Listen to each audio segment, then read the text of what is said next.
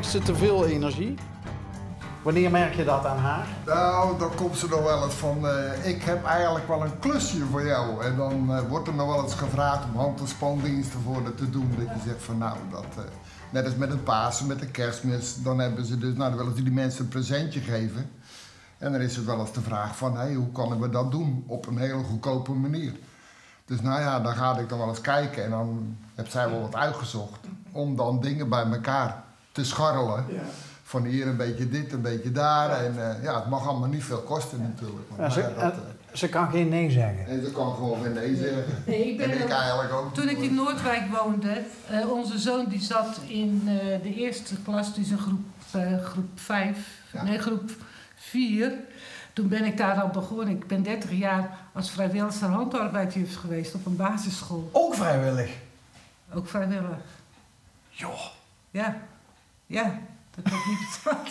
Ook vrijwillig. Maar daar heb ik zo van genoten. En daar hebben we echt heel veel.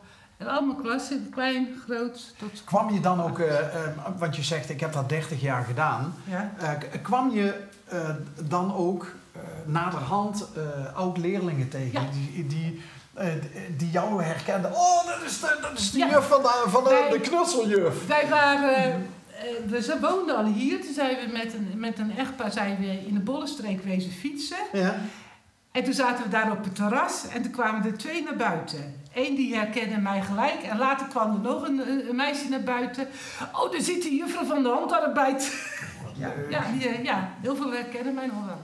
Leuk. Ja. Hey, en hoe zit het zorgen in jou, John? Ja, nou ja, goed, als ze wat vragen hier op de buurt ook. Ik heb hier de buren, zeg maar, die heeft nog een paar paardjes lopen.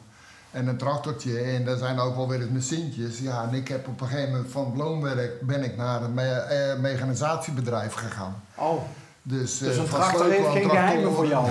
Nee, totaal niet. Dus, nee, en dan vooral de machines in de Bollenstreek. Nou ja, die ken ik vanavond toch goed. Dus dat... En dan vragen ze wel eens wat en dan is het ook van, joh, ik heb nog een kennis, zou je daar ook wat voor willen doen? Maar ja joh, dan... En zodoende, en de overkant noemen we dat, ja, die zijn ouders, noemen dat, die wonen in Kelpen en Euler, die vraagt ook wel eens, zou je me kunnen helpen? Nou ja, dan help ik toch. Dat vind ik gewoon leuk. Ja. Niets betalen, ja. Gewoon zo. Wij hebben ook verderop een mevrouw alleen, ook iets ouder als wij. En er moest een gaatje geboord worden. Dat staat ze dan ervoor. Van, zou John even een gaatje willen boren? Dus ja, tuurlijk. Nou, dan gaat hij best een boormachine daarheen. Dus dat weten ze in het dorp wel? Dat ze hier in de straat weten ze het wel te vinden. Ja. En dat is leuk. Vind ik leuk. Ja, wat mooi dat dan... Hè, want daar slaan wij altijd op aan, hè? Op... spreuken op huizen en zo, hè. Ja. En laatst hadden we er ook eentje en daar zat ook zo'n mooi verhaal achter. Iets wat toch nog gebeurd was. En dat had voor die man had dat een bepaalde geschiedenis. Nou ja, dit is voor jullie gewoon heel belangrijk. Voor elkaar zijn, maar ook voor anderen. Ja. En dat jullie het toch nog voor elkaar gebokst hebben om van Noordwijk een stekje in Limburg gevonden te hebben. En een keer of 36 zijn jullie naar Huizen wezen kijken in Limburg. Wat was het grootste fiasco? Het grootste fiasco? Ja, dat was een huis van net voor of net na de oorlog. En daar stond in het midden van de kamer stond een heel groot, zeg maar 1 meter in het vierkant, een kolom met een kachel eraan voor de voor- en de achterkamer. Ja, nou ja, en dan zaten er nog stalen ramen in, kozijnen. Enkel glas? Enkel glas, ja. En zulke soort dingen. En nou, ik had er eigenlijk wel oog op, want dat was een hele mooie tuin erachter. Potverdikkie, ja, daar was ik wel een beetje jaloers op eigenlijk. Dus dat trok mij meer als het huis zelf. Ik denk, nou, dat ga ik wel verbouwen, dat is geen probleem. Hij dacht in dahlia's meteen. Nou, dat was het ook. De een ging voor het huis en de ander ging voor de tuin. Maar zij zegt, er wordt niet meer verbouwd. Nee. Dus nou ja, dan was ik toen gauw klaar. Volgens mij is het met het huis heel goed gelukt. Ja. En met de tuin ook? Nou, wil je het weten? Wil je kijken? Ja, natuurlijk. Dan lopen we langs de dahlia's van John. Ja. Oh ja, ik zie ze al bloeien. Ik zie het al voor me. En de stekjes. John, Ja. John, wat is dit nou, joh? Dat heb ik van mijn zwager gekregen. Die zat in de baaiers. Niet verkeerd. Nee, als bewaker. Ja. Precies. Oké. Als begeleider, als houtbegeleider. Oké. Werkjes. En dit is dan als het ware, nou, Dat is een laarzenknecht. Wat? kijk. Een laarzenknecht. Oh, ik dacht dat het... Ik dacht dat je daar... Kijk, en zo trek je dus je laars uit. Ja, man. Dat is puur voor oude mensen, dus voor mij. Want ik heb mij een beetje vasthouden. Weet je wat ik dacht dat het was? Nou? Dat als je dan als bewaker... en je ging dan een gevangene even luchten of zo, weet je wel, dat je... Ja, maar dat past niet. Nee, dat past niet. Nee. Een laarzenknecht. Ja. En hij zegt, vind je dat leuk? Ik zie, ja, dat vind ik zeker leuk. Dus, maar die had ik al jaren geleden eens van hem gehad. En ja, daar hing hij ook met een beetje opgesloten eigenlijk. Dat verhaal heb je al vaker verteld, hè, denk ik. Nou, of niet zoveel Nee? hoor. Nee. Oké. Dat valt mee. Dat valt mee. Ja! Maar goed, we Man. gaan dus door de garage Is dit een... Wat is dit geweest? Is dat een kantoortje geweest of zo? Ja, dit is een kantoortje vanwege die kluis daar, dat zag je.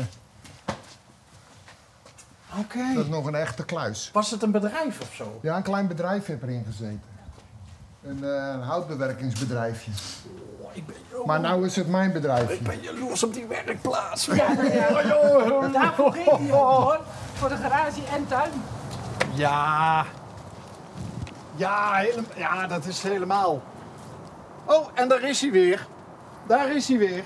De Geert Wilderskip. De Geert Wilders. Hoezo is die van... Nou, vanwege zijn kapsel. Oh. Ja. Dat is leuk, hè? Lijkt eens een beetje.